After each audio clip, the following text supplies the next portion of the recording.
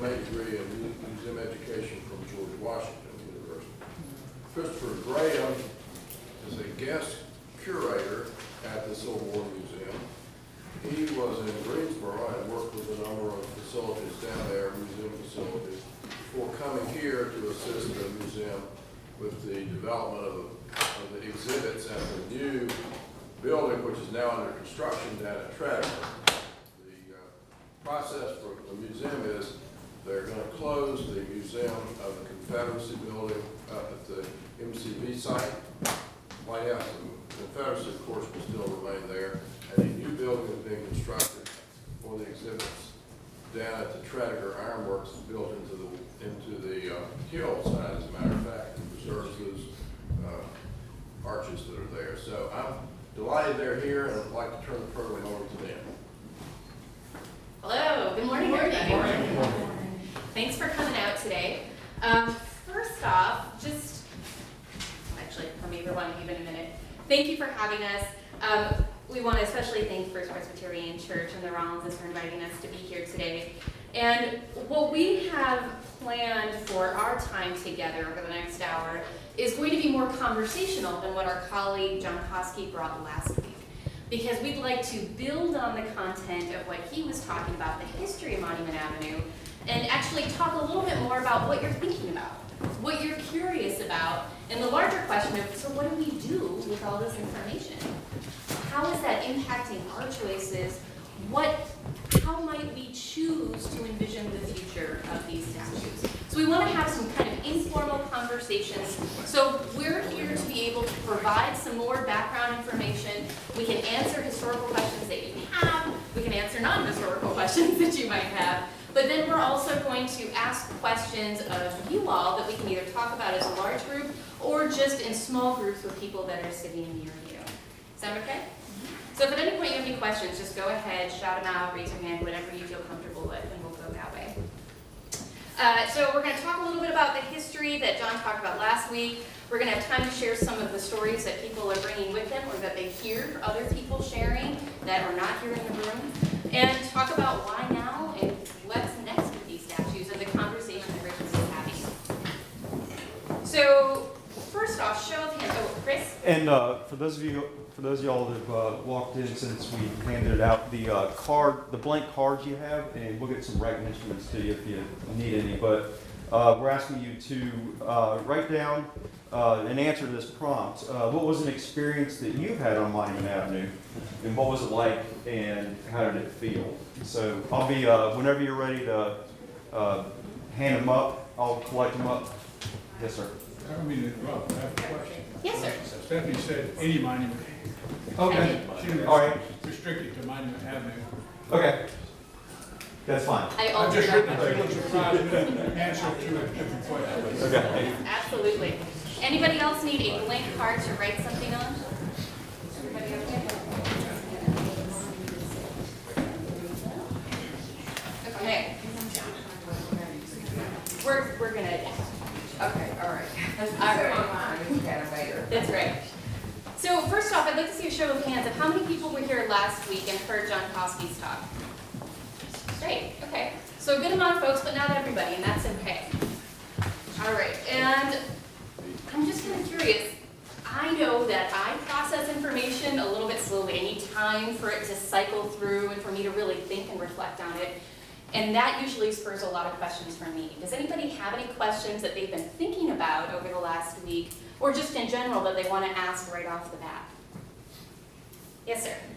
So, he was trying to give the historical context about why the monuments came about. Because one of the, I guess, sound bites out there is, oh, it was Jim Crow, it was mentioned, intimidated, etc. And he kind of went through the history of when they were conceived, planning commissions, etc. And kind of put that up against when Union monuments were erected, etc. I guess one thing that came about that is there something that can come to symbolize something negatively or positively could have come from a different origin, even if it was pure in its intent, that it doesn't matter what the intent was, it now has become to symbolize something else that it maybe doesn't. I think of like the swastika, is that has now become to represent Nazi Germany, Hitler, and whatever. And there's no, you couldn't go and explain that Yeah. as a, well, it was planned to be a symbol that meant something positive. I don't know what the history of it is, but I was thinking that, and how does that kind of come into the debate? I mean, that's one of the $1 million questions that we're all talking about. I think to answer in a By the way, I quick didn't way. mean to equate the swastika with any of the monuments. No, sure. So, One thing that is tricky and makes our public conversation really challenging today about things like Confederate monuments and non-Confederate monuments that cause or have some people feeling really, really strongly about those. They might feel very negatively towards some symbols of historical memory, for example, is because a lot of these symbols do accrue meanings over time. And one thing we were going to show you, but instead I'm going to refer you to a website that we've built, is an online exhibit about the evolution of monuments, how it's continued to accrue meanings and evolve over time. So I think it's absolutely right that it's continued to build onto meaning, or grow and accrue meanings. I'm stumbling over my words this morning, that have included some adding meanings that underline feelings of oppression or feelings of frustration or negativity for growing populations of people. So I think that's absolutely true, even if at the beginning there were a lot of people who were saying, this is just a monument to my friend or to my leader or to my comrades. So both of those types of meanings do exist at the same time. We see those in historical record, and we see other meanings added onto those as time goes on. Do you want to add anything? John's very good, and he talked about this last week. He's very good at kind of thinking about intention as part of, but also as separated from the larger cultural assumptions that support that intention. And so, as he rightly points out, the people who wrote about the monuments and spoke at their unveiling did not talk at all about an intention to be to intimidate along racial lines, to ostracize along racial lines, but they couldn't have been where they were and said what they said and building the assumptions they were building without those things being present in their society. And And anyway, I won't. I'll say the one other thing is that I am a complex individual. I'm assuming that all of you are as well. So it's hard to separate my motivations and my different many hacked identities from some of the choices that I make. So I think it's sometimes really hard to really truly understand all of the explicit and implicit intents of things like this, because the people who built monuments are people. They're human beings that are complex, imperfect human beings. So it's hard for us to truly know what motivations were behind what they said, other than what they wrote.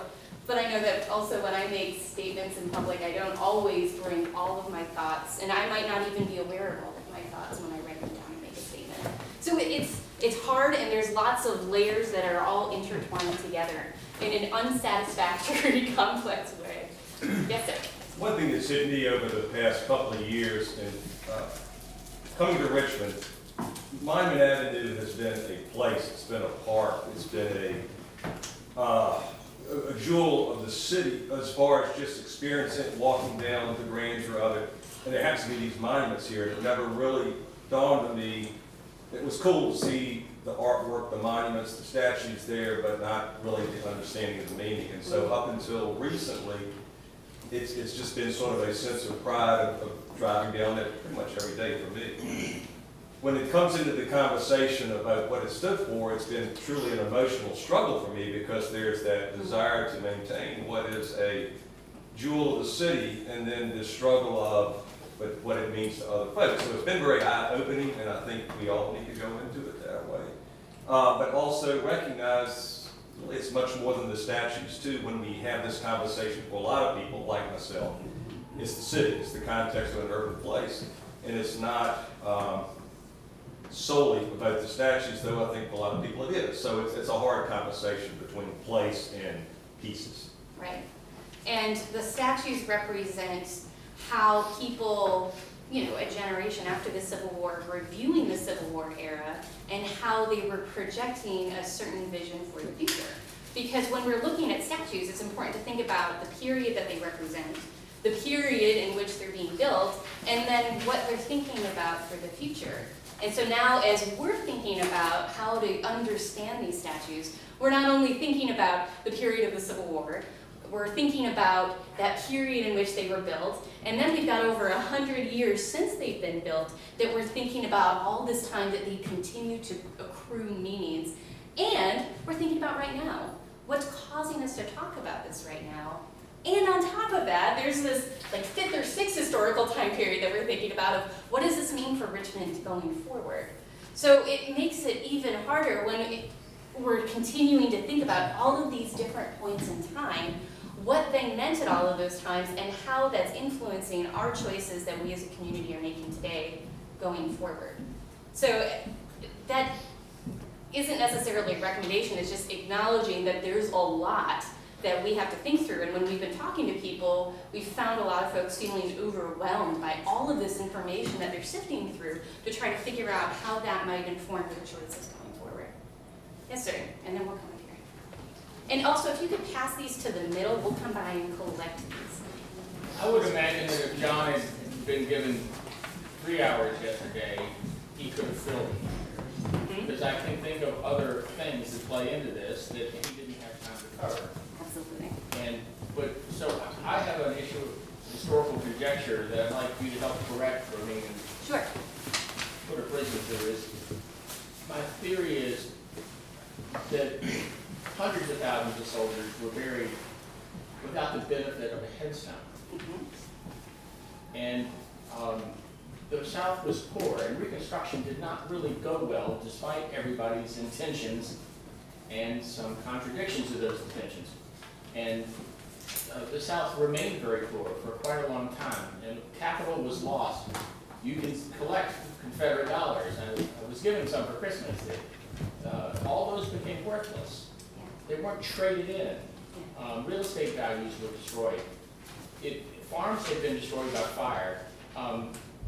So if little ladies send in 25 cents to help raise the release statue, because nobody's going to build a statue to Will Smithhead, out of Halifax County, but Lee statue's going up, and all these citizens come together and give 25 cents or 7 cents to contribute to this as a collective good to try to help build their spirit.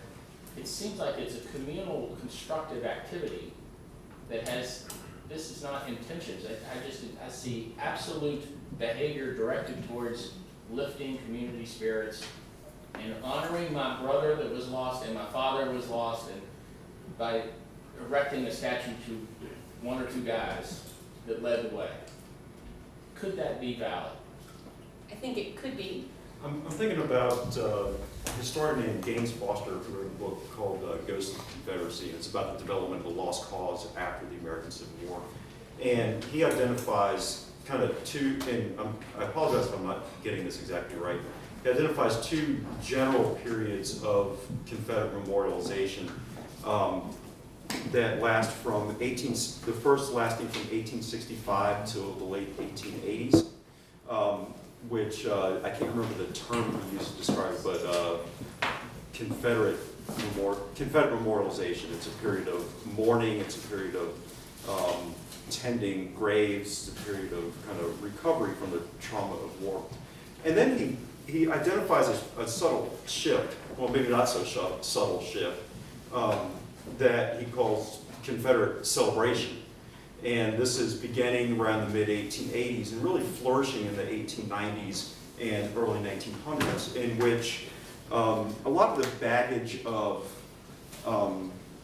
recovering from trauma is dropped, and the memorialization and memorialization efforts that surround them take on a public, civic, celebratory aspect. And certainly the 5 monuments on Monument Avenue fall into that period.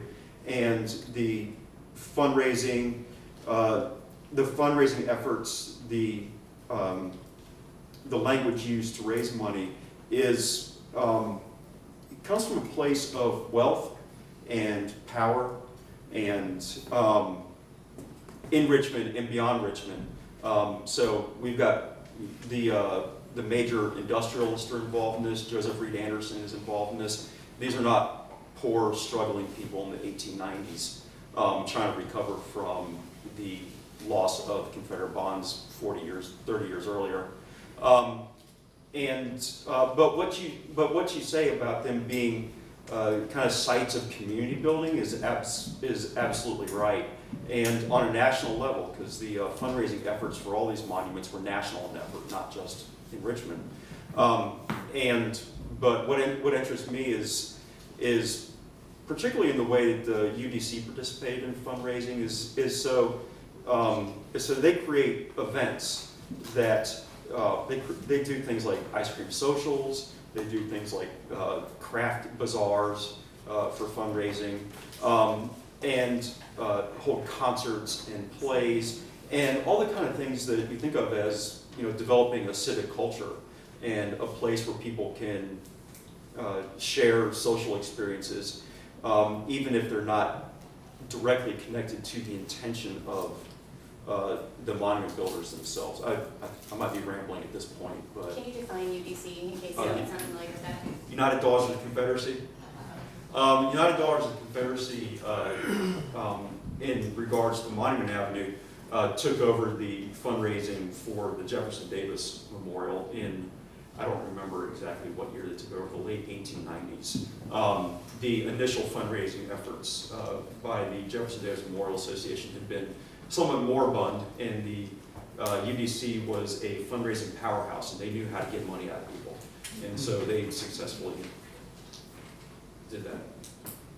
And I think there are some examples of some of the statues using more crowdfunding campaigns. Like we have some in our collection for the Stonewall Jackson Monument.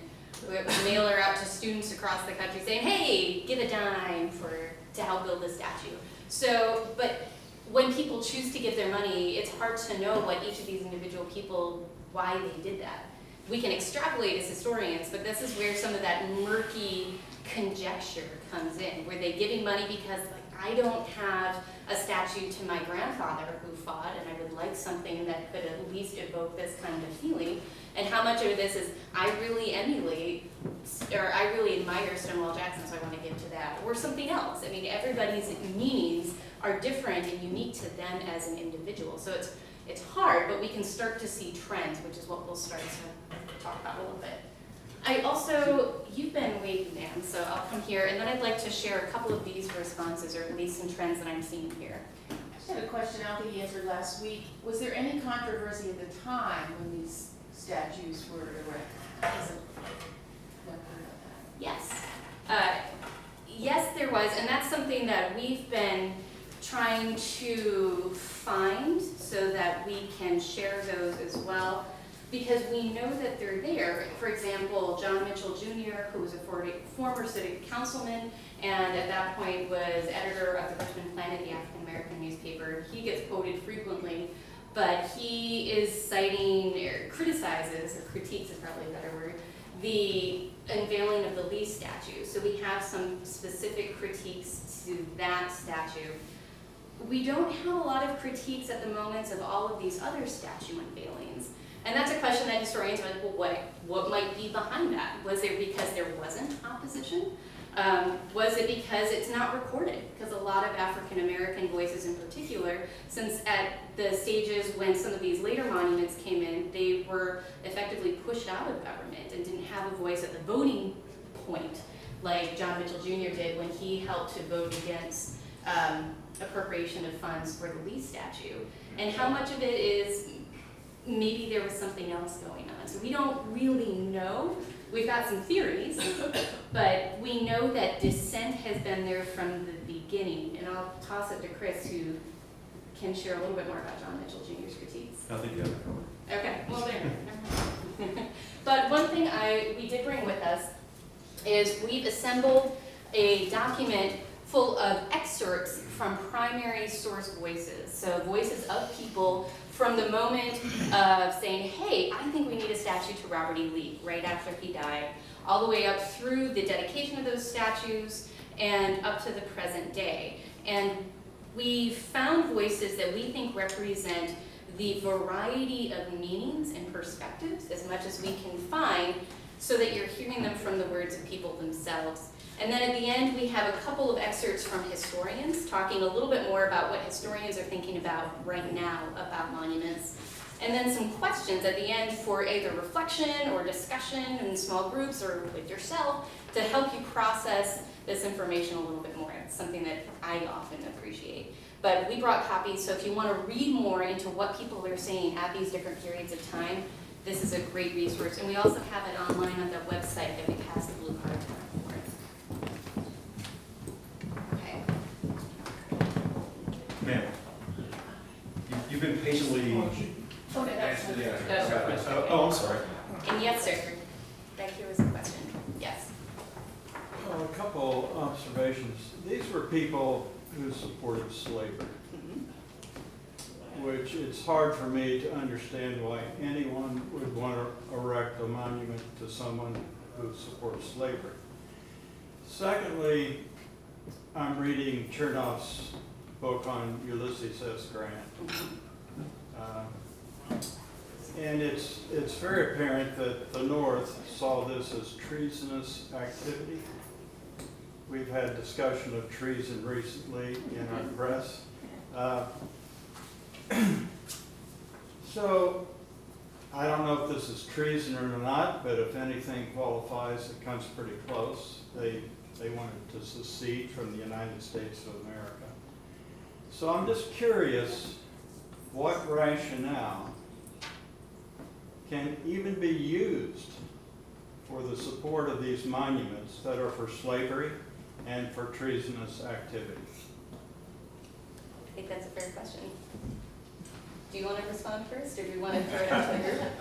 I look to, from a historical perspective, I look to what the people that erected these monuments in the beginning of the 1880s and 1890s, how they understood those questions.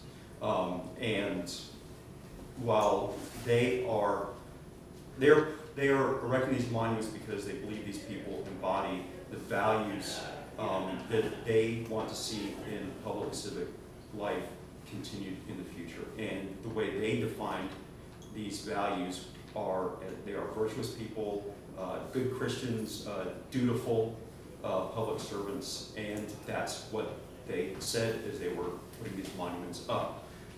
The question of why, we wonder why in 1890s ex-Confederates and Southerners hadn't had the self-reflection to understand that slavery was wrong. They are operating in a world in which they thought slavery, they thought emancipation was a mistake. And they were working, they thought slavery was an effective tool to manage race relations, but slavery was gone, abolished by the 13th Amendment. But they were working new ways to manage race relations, and beginning in the late 1880s and in the 1890s and culminating in the Virginia Constitution of 1902, they began to work back into law ways to manage relationships between whites and blacks, and that was by removing African Americans from the public sphere. In regards to treason, they always held the line that that these men who they're honoring couldn't have been treasonous because of the firm constitutional grounding of their actions as they understood them, and because they were such virtuous men. Virtuous men don't do treason. And so the challenge here is to get inside their head and understand, in the 1890s, and understand how they understood those things. And then watch as that evolves over time. Obviously, we imagine these matters of slavery and treason differently. Certainly, part of putting the monuments up was, for the people that put them up, was a protest against charges of treason, saying these men are so honorable and so rooted in good causes that the charge of treason falls away. We see it differently. And I think it's interesting because a lot of these people who were involved in the committees responsible for organizing fundraising for the monuments were also very much the political elite in Virginia and the country. And those were the folks who were, for example, writing the 1902 Constitution, which legalized segregation in Virginia. So, but was that the motivating factor behind it? Was it not? How can you separate? Like, we don't, it's hard to know, but we know that they definitely, through what the monuments didn't say, because as Chris was describing the monuments on Monument Avenue as describing its leaders as being the most virtuous versions of Southern leaders, that was the exact opposite of the language that they were using to describe African American people in their own community. So there's this give and take of, yes, they were saying these are great leaders, and a lot of people might have just related to that aspect, but at the same time, this is language that's very difficult and has very consequential effects on how it's reinforcing a system of segregation in Virginia in particular.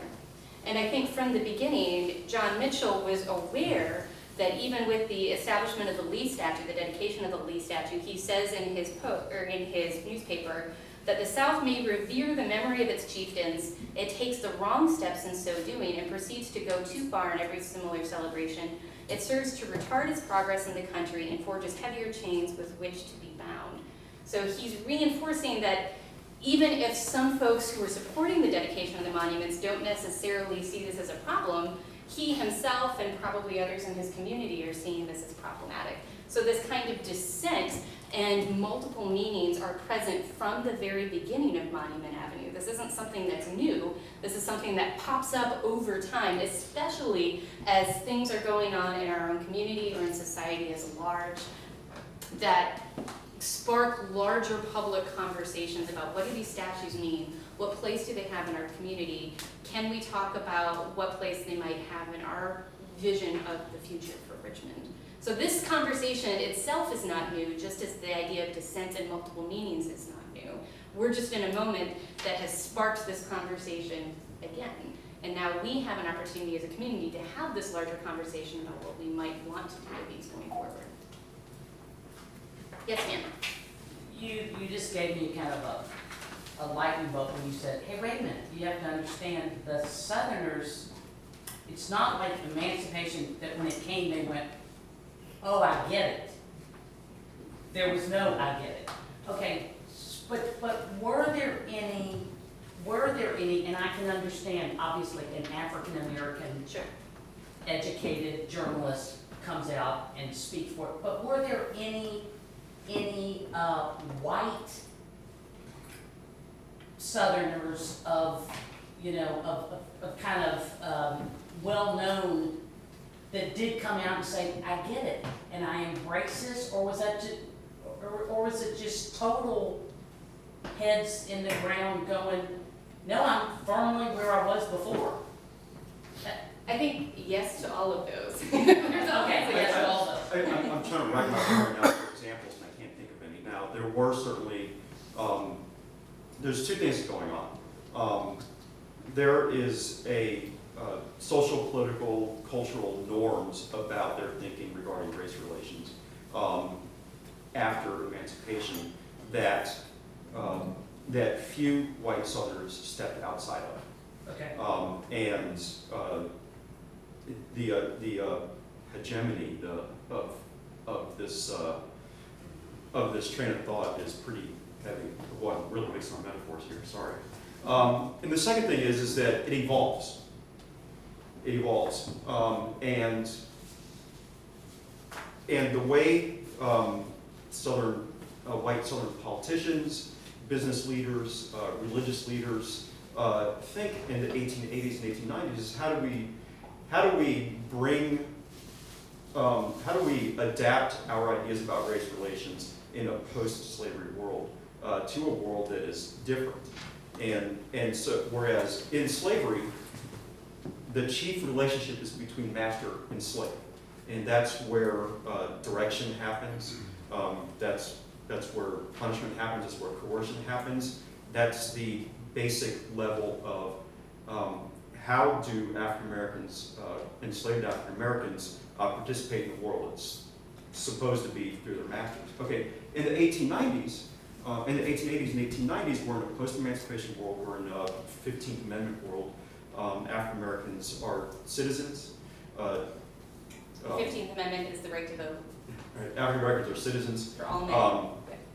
And they're commercial actors, and they play in the, and they act in the world of politics, the economy, business, public squares. And so what we see evolving is white leaders who are defining, here's what this relationship is now. We're going to define it based on segregation in the public sphere. So in 1860, there was never any necessity for laws segregating streetcars, for laws segregating businesses, for laws segregating public schools. But these are all venues on which all American citizens act, and so white leaders have to kind of rethink, what is that relationship and how do we manage that relationship? And so they're not trying to get back to the state of slavery, they're trying to adapt that narrative of racial difference and fit it on a new world. And I will say, And that continues through the 20th century. at the time of the Civil War,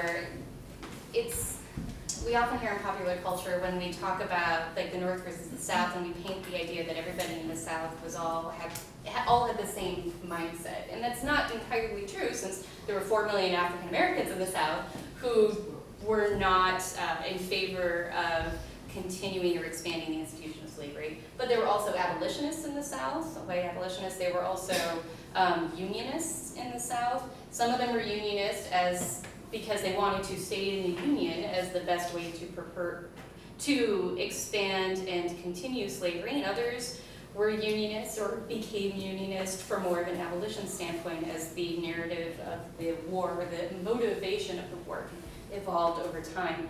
So I think it's just as much as there's complexity during the Civil War in the people living in the Confederacy, there's also just as much diversity at the time that the statues go up and difference of opinions.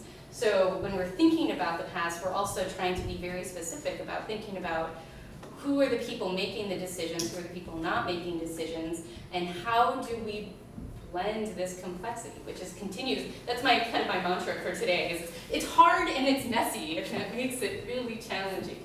Yes, sir. Just a quick point. Mm-hmm. Professor Ed Ayers has just released a follow-on to his great book, In the Presence of Mine Enemies. Now, The Thin Light of Freedom. And he talks directly to these, precisely the challenges that you've discussed so well, with a change in relationship in Augusta County, Stanton, Virginia.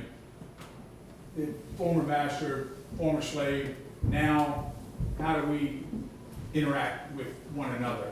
Right. Now that this war is over. And it's a marvelous book. It's a great read. It's 100% wonderful, and I highly recommend both books. Not just because he's affiliated with our museum, but they're just so good. But I think the other thing that makes me think of is this idea that, oh man, it just flew right out my other side of the head. I hate when that happens. But this idea of complexity and, this is what it was. So, thinking about when you come to visit the White House or the Confederacy, one of our sites in our museum, one thing you'll see throughout the house are lots of images of George Washington, because a lot of Confederates viewed themselves as the true inheritors of the ideals and motivations of the founders of our country. And so then once they lose the war, a lot of them are thinking about, well, what does that mean? I felt like I was doing the right thing, or I was standing for the true ideals of our country, but if I lost, how do I fit into this idea of America? How does this fit in? Oh, if these are the values that we like, good Christians, good public servants, all of these types of things, well, here are some people. Robert E. Lee is the best example of somebody who I feel embodies these American ideals that I stood for as a Confederate, during this time, and here's how I'm reimagining my place in American history. So not saying that this is the only added meaning to these statues, but this is one that we see a lot of folks, ex-Confederates in the South, trying to figure out. What is their place in American society? What is this place in the larger narrative of American history? Because it's weird for us to be a country. I mean, this is one of the only times that it happens where we're saying that there was a part of the country that was on the right side of history and there's a part that's on the wrong side, but how do we reconcile this in a larger American narrative? And who we understand ourselves to be as Americans. Definitely, there's a constitutional history is helpful to understand this. As I understand it, when the Union was formed, it was a union of states. And so until the Civil War, there was a belief that each individual states could secede from the Union. So they didn't have this sense that we are all one in the same sense that we had. So they took the position, the Southerners took the position that they could legally secede and that would not destroy the Union. Well, Abe Lincoln and the Northerners believed that was not the case. So there's a massive conflict over the constitutional principles of the Union itself. Then when the war started and the states seceded, especially Virginia, and I think Jack's point's very well taken here on Stanton, there were people up there who didn't have slaves, they didn't want slaves, but they felt like this was their country and they needed to be a part of it. And so whether they supported slavery or not, they supported the fact that the southern states have the right to exist by themselves. Yes, sir. I think it's hard for us to respect and understand history. I do not understand Bitcoin. My grandfather did not understand credit cards. Right. He thought it was evil. If you can't pay for it, why do you want it? I had an argument. He told me once he didn't buy 92 acres adjacent to our farm. The guy wanted $367. I couldn't understand that. But he kept telling me, I didn't have $367. I think one of the things we have a tendency to lose here is, was this a progressive movement in our country, or is this something that damn well was long overdue? And given that slavery, I think, still exists in many areas of our world today, and existed in many areas of our world after 1865, you know, this was a very progressive movement, this abolitionism thing. I think you would find people who agree with both of those sides. Some people who viewed this as being a very progressive thing, and others, especially when you go back to looking at the words of the founders, there were some of them who were saying, this is a problem, we can't deal with this and keep us all together, Oh, yeah. so let's kick the can down the road. But there were people even then who were saying, this is problematic. So I think it just depends on your perspective of who you are, what your role in the society was at that time. It was still legal in England, wasn't it? It had been, That was earlier? yes, yeah. So they had abolished slavery, Yeah, since the 1820s. They knew to abolish the domestic slave trade in 1808. They wrote that into the Constitution, but then, or the international slave trade, but the domestic slave trade continued. And that's when places, for example, like Richmond, Virginia, really grew in its role in the slave trade, because the population of enslaved people here in the United States, unlike other places in the world, the enslaved population grew naturally. And like other places where a lot of folks were dying out from extreme, really, really harsh conditions. But we were able to not only maintain, but grow the enslaved population in our country just with the people that had already been brought to the United States by 1808. So I think there's a lot that's going on in there. Yes, ma'am? Yeah, when you talk about examples of people who stood tall in our Virginia history, a real standout are the folks that established the school for black children in Farmville when the town shut it down.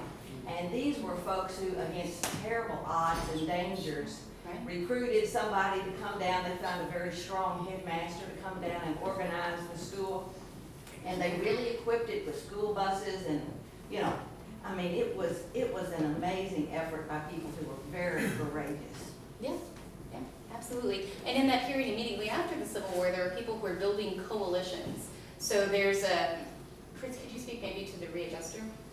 So for just a hot second? Have y'all heard about the readjuster movement? Okay.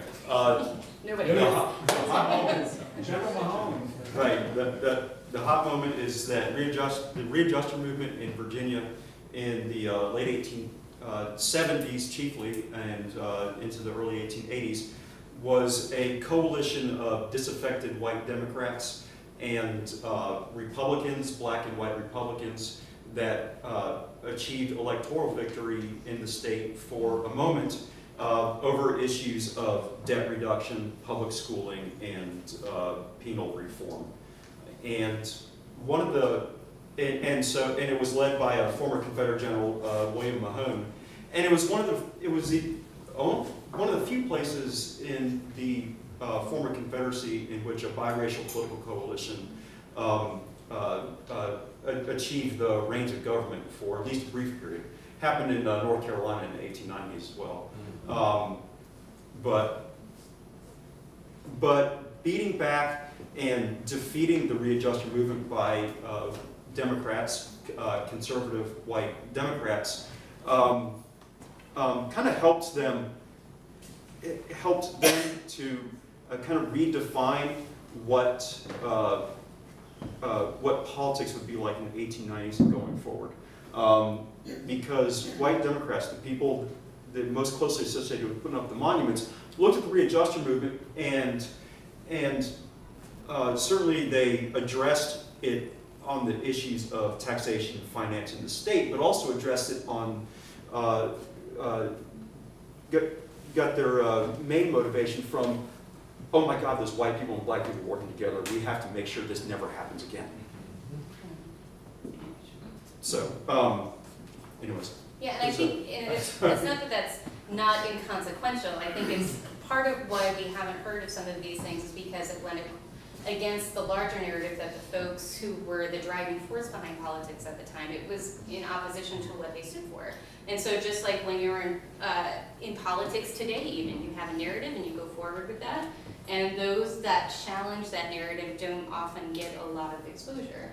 So, I mean, there's a lot of conversation that you can find in written pieces also about former Confederate General James Longstreet and why he might not have these large grand statues like Jackson or Stewart or Lee when he chose to serve in the United States military after the war, and for example was known for helping to suppress basically a race riot in New Orleans after the Civil War during Reconstruction. And so that was seen as a betrayal of what a lot of his former comrades were trying to enact in the former Confederacy.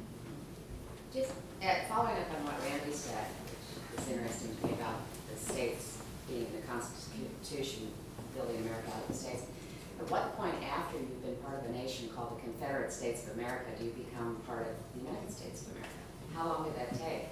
We had a lot of period where they didn't allow, they meaning the Senate and Congress didn't allow the normal people to be senators and congressmen. A lot of readjustment, but how long before they began to think that they were part of the United States again? That's a really good and hard question that is wrapped up in the creation of these monuments.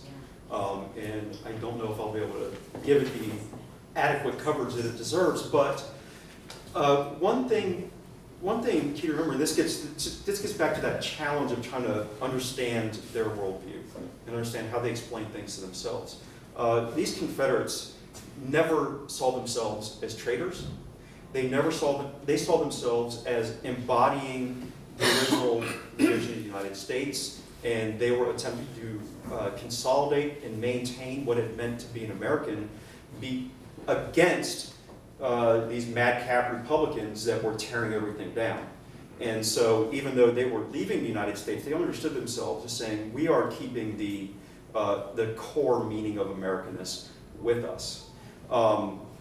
They spent the 1860s, 1870s, 1880s after the Civil War working very hard to insist that they were not traitors, that they were embodying Americanness in their actions. And part of the monuments going up is a vindication saying these men, as I mentioned earlier, these men couldn't be traitors because they are honorable, duty-bound, good Christians, etc., etc. And in fact, they went so far as to say they're better Americans than United States Americans. And so in that blending in the turn of the century and the 20th century, and in the larger national movement to reconciliation after the Civil War, part of that was what was that the North and other Union places began to think of the Civil War as, well, this is just a misunderstanding between brothers. There were good people on both sides, to not coin a term, and we can all agree on kind of the basic goodness of everyone involved. And so with that, kind of Lee in particular, and Stonewall Jackson as well, gets included in kind of a national pantheon in the 20th century of good Americans. And we see that bringing this up into the 20th century. This is how this works with the monuments, and hopefully this can move us forward in talking about 20th century meanings and your own personal interactions with these things. Is that in 1940, Douglas Southall Freeman, y'all know Douglas Southall Freeman, right? It's from this neighborhood.